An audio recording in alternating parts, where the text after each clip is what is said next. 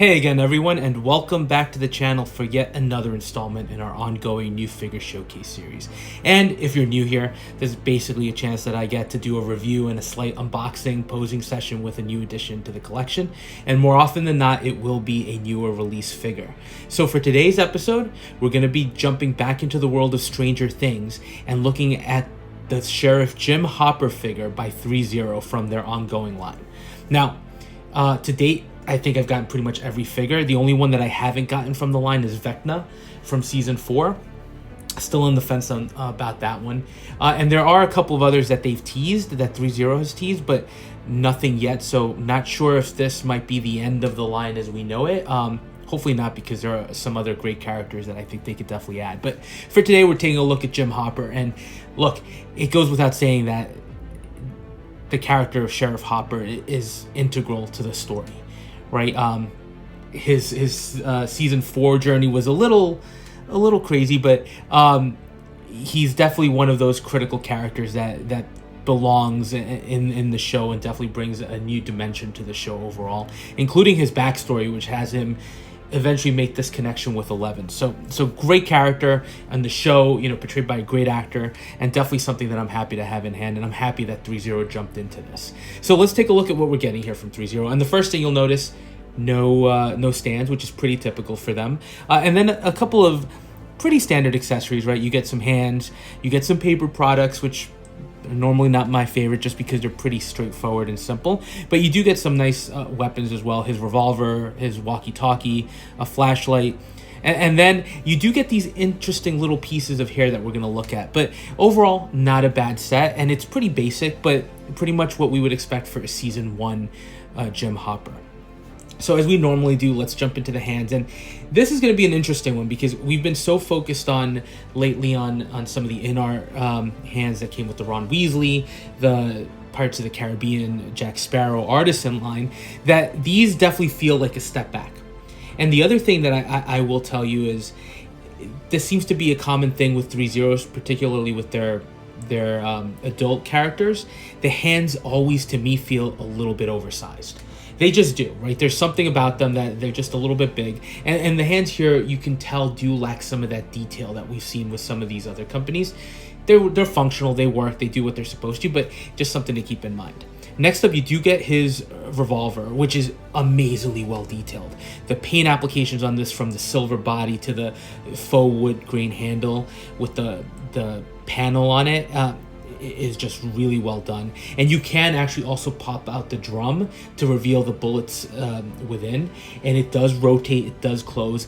That is a really phenomenally well done piece of 6-scale magic here. And then you do get this this functional knife that you can attach to the figure's back. Now, paint apps, again, very clean, just a nice silver and black. And what does bring it to life, again, for me, is that you can pop out the blade as well. Now, as far as the next accessory, it's just a flashlight. Nothing crazy here, although I do have to give props to 3-0 for creating that faux lens at the front that does have the 4 lights that you can actually see inside. And then paint applications, it's a very clean accessory as well, where you can actually see the button to flip it on. It's very 80s, right? It's very retro, which is what you're expecting. Then the walkie-talkie itself, again, not the most exciting accessory, but really well done here. You know, as opposed to the kids walkie-talkie, this was a little more streamlined, and you can actually see kind of writing on the keypads. So you know, something you can use to pose with the character, but it's really well done again. And then you get a bunch of little accessories that you probably won't even notice. The first one is a pen, right, which is pretty much just that, right? There's just a little bit of detailing here that works well. And then you do get his wristwatch. This is where the detailing and 3-0's work really stands out, because they did create a really amazing looking timepiece at the front, and you can even have a small compass on the side. It's all rubber, so not anything, you know, not like they chose a material that's faux metal, but it really works. And then you do get the wristband as well, the blue wristband that you can just kind of put on a little bit. it's fine. It's just a piece of string, right? Nothing crazy. Now, as far as other accessories, you do get his hat and you get sunglasses. The hat itself is interesting because it's always weird and it does look a little bizarre on the figure, as we'll see. But in the promo pics, it looked like just a blob of plastic. Here, at least, I'll give credit again to 3-0 that they decided to go with some actual material. Felt like material. It's almost like it's not... maybe not the best material use, but it's decent enough. And the sunglasses are really, really good looking as well.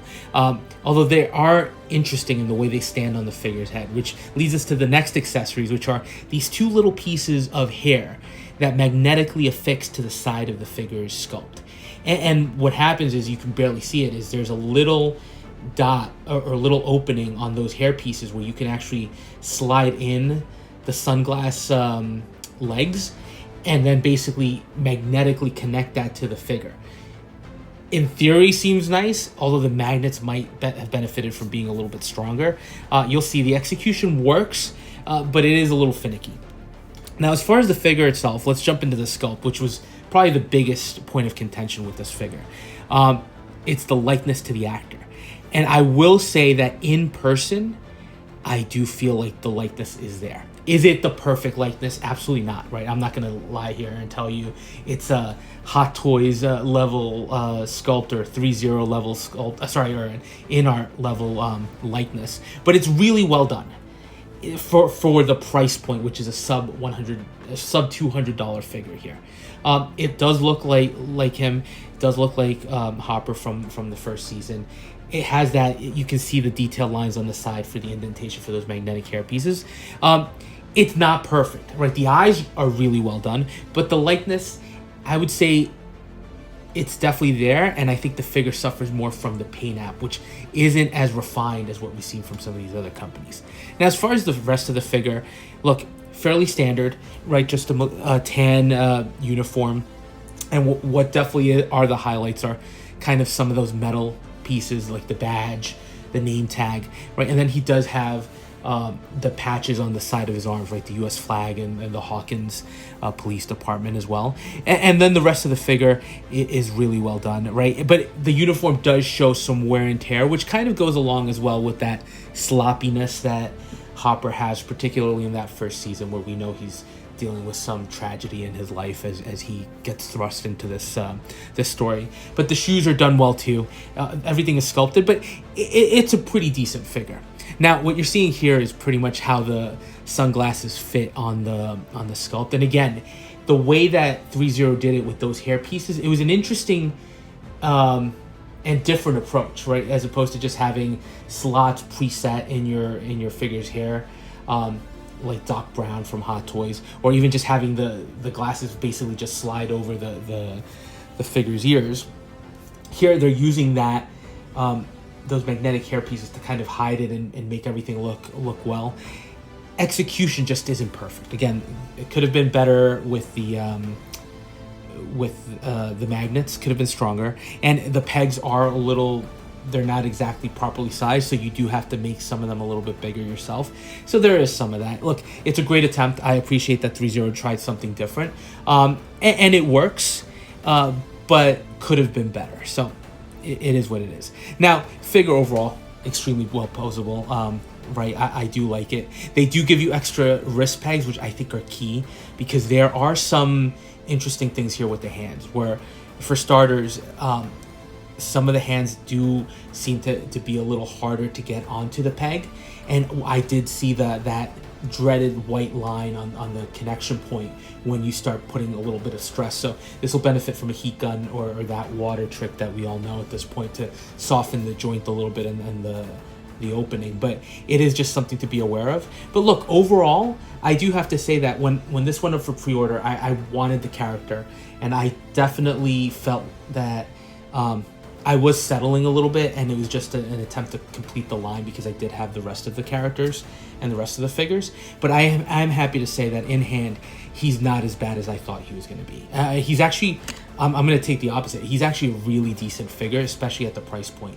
But don't go into this expecting, again, a Hot Toys quality release from a sculpt perspective or a paint app application perspective, because there are some things that are lacking. But if you're a fan of Stranger Things, if you're a fan of 3.0 in general, I think this is another good addition to the line. And we'll see if they continue going on with it, because there are definitely more characters out there for them to do. So let me know your thoughts, and as always, we'll touch base on the next video.